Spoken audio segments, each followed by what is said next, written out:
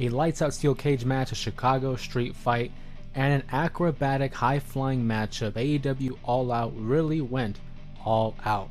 What's going on, everybody? Welcome back to another post-show reaction. This one for AEW All Out 2024. My name is Jose Ramos Jr., and let's just jump right into it. We just got done with a brutal, amazing, barbaric main event between Swerve Strickland and Hangman Adam Page. It's everything that I thought it was going to be and more. We're talking a cinder block, we're talking table spots, a staple gun, and at the end, we even saw a syringe with a devastating headshot to end the match, to the point where the official deemed it worthy of a knockout finish. I thought it was one of the more brutal matchups that I've seen in recent memory, certainly in AEW. Swerve Strickland and Hangman Adam Page with the best ongoing feud in All Elite Wrestling, a feud that's been going on for about a year now.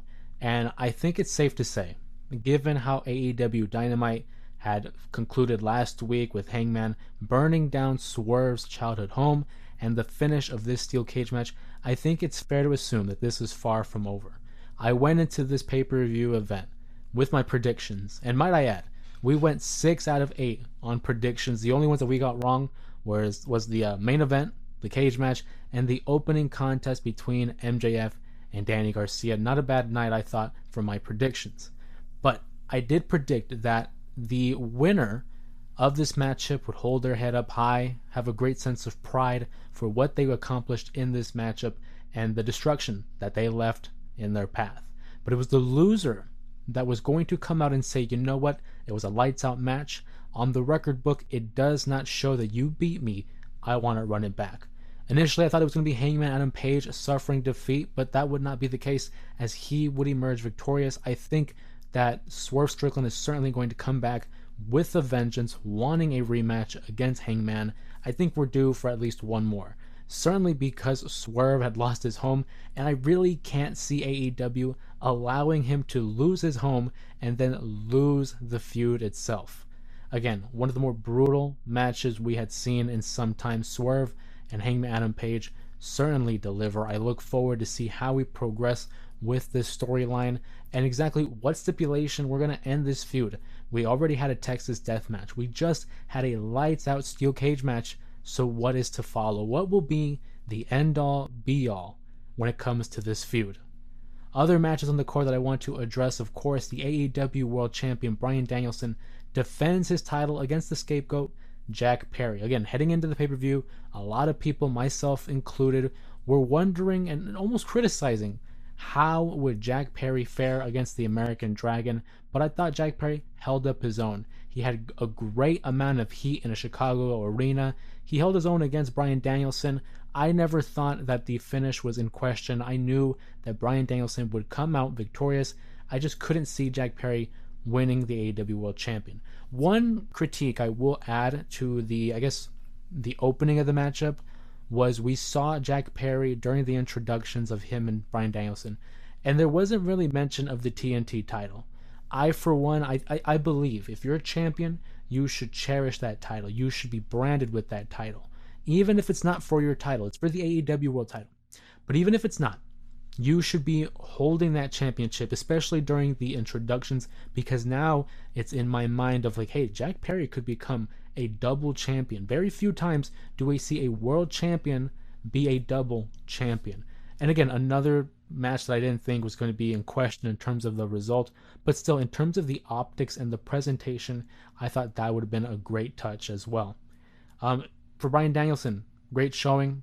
Nothing new here. He is exactly who we think he is, and that is one of the greatest of all time. I'm a fan of the fact that we had the final countdown blaring throughout the arena during another pay-per-view entrance, and it would only make sense because with every championship title defense, we run the risk of seeing Bryan Danielson in his final wrestling matchup. Luckily, that would not be the case. Bryan Danielson would emerge victorious as he hit the running knee on Jack Perry, who ever so defiantly was awaiting the finish of the matchup. But really, what is to talk about here is the ending of the match. Of course, Bryan Danielson would end up getting jumped by the Elite. We're talking the Young Bucks and Jack Perry. And then who would come out to almost hint the cash in, and that was Kill Switch. We had a nice moment between him and Jack Perry, former Lucha Express. And then we have Christian, we have Nick Wayne, Mama Wayne as well come out, and they're hinting that cash in. We know that Christian Cage had won the Casino Gauntlet match at All In just a couple weeks ago, guaranteeing him a championship matchup whenever he chooses. And I thought for a second here, this is when it was going to happen. But we had a nice surprise. Jon Moxley, Claudio, Wheeler Yuta, and of course Pac, the Trios champions. They come out and defend Bryan Danielson, preventing the cash-in, but still leaving a hint of doubt of when Christian Cage will cash that in. Of course, we also have to keep in mind that Darby Allin has a championship opportunity at AEW Grand Slam after he had won the Royal Rampage matchup a couple months ago. So a couple of interwoven storylines here revolving around the AEW champion Bryan Danielson. I like that.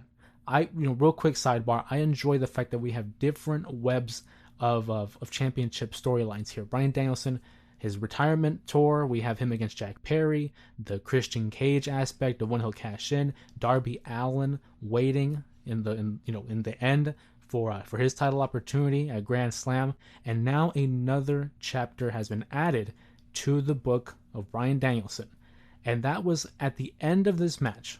We talked about all the chicanery and the tomfoolery that ensued, but we had a moment there where the BCC held hands. They wrote, they were rising up hands and celebrating, and Bryan Danielson's the world champion. But there was a moment there, I think we all could sense it, where the music stopped playing. It was kind of prolonged. It was taking a little bit of time here, and boom, Jon Moxley, Claudio, and Pac seemingly, I don't know if it's a heel turn. It probably is a heel turn. Pac I was already looking at as a tweener, but seeing Claudio and Jon Moxley jumping Bryan Danielson, and the manner in which Pac had to hold back Wheeler Yuta, devastating, absolutely devastating. The just the emotion that Wheeler Yuta was displaying as he saw one of his heroes, his mentors, defenseless, just getting beat to all hell. And then Jon Moxley brings out a bag, right, a plastic bag, covers it over Bryan Danielson, preventing him from breathing, choking him out until he passes out and is incapacitated. That is next level. The crowd even had a chant that I don't think I've ever heard before, and it was "This is murder." And again, one of the more graphic pay-per-views in recent memory, not only because of the steel cage match, but because of this attack, this vicious attack by Jon Moxley and company. And it begs to the question, watching this occur, I'm thinking about the Trios champion. Claudio, Pac, Wheeler Yuta are the current defending Trios champions, and 2 out of 3 of those members are full-blown heels at this point because they attacked the world champion Bryan Danielson. Wheeler Yuta left off in the ring by himself as he's holding Bryan Danielson, and it's just a lot going on. That's a concern of mine. I would trust the process here and that it's all going to make sense in the end, but you have Wheeler Yuta off to the side who's not aligned with this group, the Trios Championship. What are we going to do there? I look at the WWE and the way they kind of had Jacob Fatu and Tama Tonga as the tag champions, and then we had this moment where we had Jacob Fatu relieve his championship and basically give it over to Tonga Loa. Are we going to see that with Jon Moxley assuming the role of Wheeler Yuta in this championship trios? I don't know. A lot to digest there in that situation and that storyline. But it wasn't the only thing of note. Heading into that double main event, there was one matchup that I thought was the clear match of the night. Of course, my opinion changes, it fluctuates as I watch that double main event, but Will Ospreay against Pac for the International Championship, wow. Just breathtaking. The athleticism, the sequences, you saw poison ranas, we saw hidden blades, we saw all kinds of maneuvers, the counter moves. It was just, for me, it was a work of art. What I really enjoyed about AEW All Out tonight was there was so much variety. It was a diverse servings of pro wrestling. You had tag team matches, you had a street fight, you had an unsanctioned cage match, you had a high-flying bout between Pac and Will Ospreay, you had a brutal brawl with Danny Garcia versus MJF. A lot to look.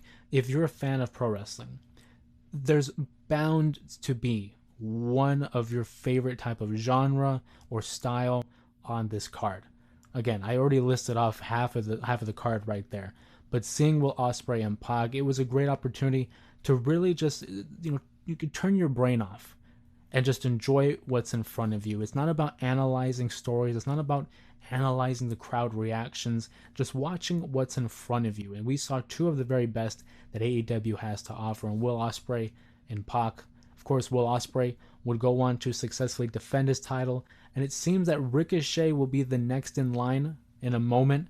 I like how Will Ospreay did mention that, hey, gain some wins, build up your name, earn your spot as a contender, and I'll see you down the line. I'm kind of glad that we're not just going to jump right into this. Let's build up to it. We know this is a pay-per-view quality matchup, so why spoil it on an episode of Dynamite? I could see them doing it like on Grand Slam, but I certainly think that this is a matchup that could be saved for an event like Wrestle Dream, maybe Full Gear. I don't think we have to go ahead and jump the gun, because once we do that, it's like, where do we go from here? And if anything, you could also have Ricochet be the guy to relieve Will Ospreay of the AEW International Championship so that Ospreay can move up and direct his attention towards the world title. Just a thought. One negative that I did want to add, because I try to be objective when it comes to these reactions, Mercedes Moné against Hikaru Shida.